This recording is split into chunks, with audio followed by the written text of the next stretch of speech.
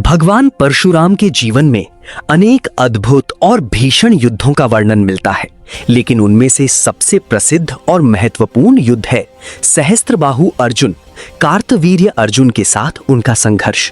ये कथा केवल एक युद्ध की नहीं, बल्कि धर्म और अधर्म के बीच टकराव की भी कहानी है।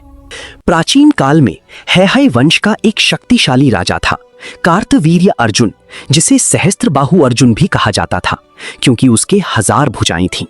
उसने अपनी कठोर तपस्या से भगवान दत्तात्रेय को प्रसन्न किया और उनसे अद्भुत शक्तियां प्राप्त की। इन शक्तियों के बल पर वो अत्यंत पराक्रमी बन गया, लेकिन धीरे धीरे उसका अहंकार बढ़ने लगा और वो धर्म से भटक गया। उसी समय महर्षि जमदग्नि का आश्रम नर्मदा नदी के तट पर स्थित था। वे एक महान ऋषि थे और उनकी पत्नी रेणुका अत्यंत पतिव्रता और धर्मनिष्ठ थी। उनके पास एक दिव्य गाय थी, कामधेनु, जो इच्छानुसार अन्न और संपत्ति उत्पन्न कर सकती थी।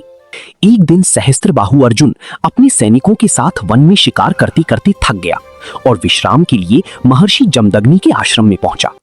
महर्षि ने अतिथि धर्म का पालन करते हुए राजा और उसकी सेना का आदर सत्कार किया।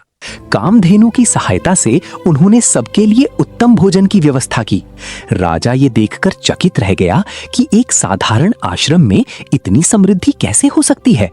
उसने कामधेनु के बारे में पूछा और उसकी दिव्य शक्ति के बारे में जानकर लालच में आ गया।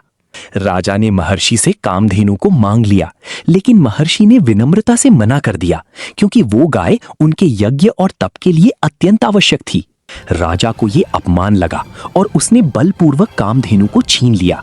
वो अपने सैनिकों के साथ उसे लेकर चला गया। जब भगवान परशुराम आश्रम लौटे और उन्हें ये घटना पता चली तो उनका क्रोध भड़क उठा। वे अपने पिता के अपमान और अधर्म को सहन नहीं कर सके।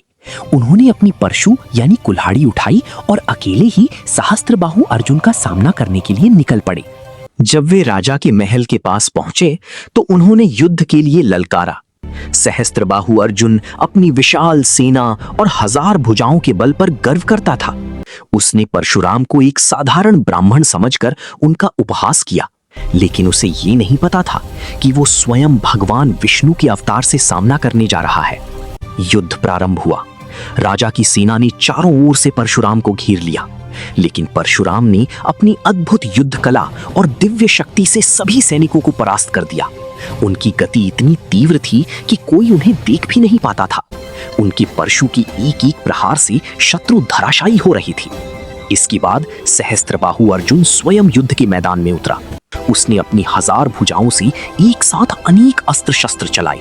आकाश तीरों से भर गया, मानो वर्षा हो रही हो।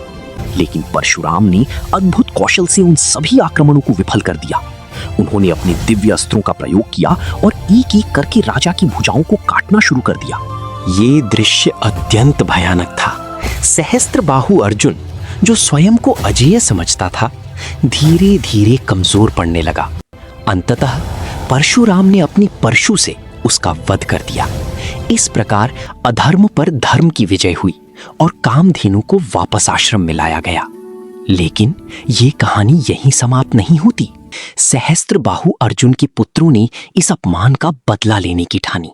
एक दिन जब परशुराम आश्रम से बाहर थे, तब उन्होंने महर्षि जमदग्नि की हत्या कर दी। जब परशुराम वापस लौटे और उन्होंने अपने पिता का निर्जीव शरीर देखा, तो उनका हृदय शोक और क्रोध से भर गया।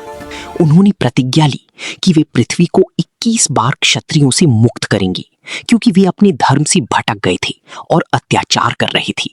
इसके बाद परशुराम ने अनेक युद्ध किए और अपने वचन को पूरा किया। ये कथा हमें ये सिखाती है कि शक्ति का उपयोग हमेशा धर्म के मार्ग पर होना चाहिए। अहंकार और लालच अंततः विनाश का कारण बनते हैं।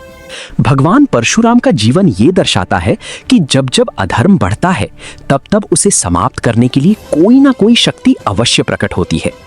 परशुराम का ये युद्ध केवल एक व्यक्तिगत बदले की कहानी नहीं है, बल्कि ये एक गहरा संदेश देता है। धर्म की रक्षा के लिए साहस, संयम और न्याय आवश्यक है। उनकी कथा आज भी हमें प्रेरणा देती है कि अन्याय के सामने झुकना नहीं चाहिए, बल्कि उसका डटकर सामना करना चाहिए।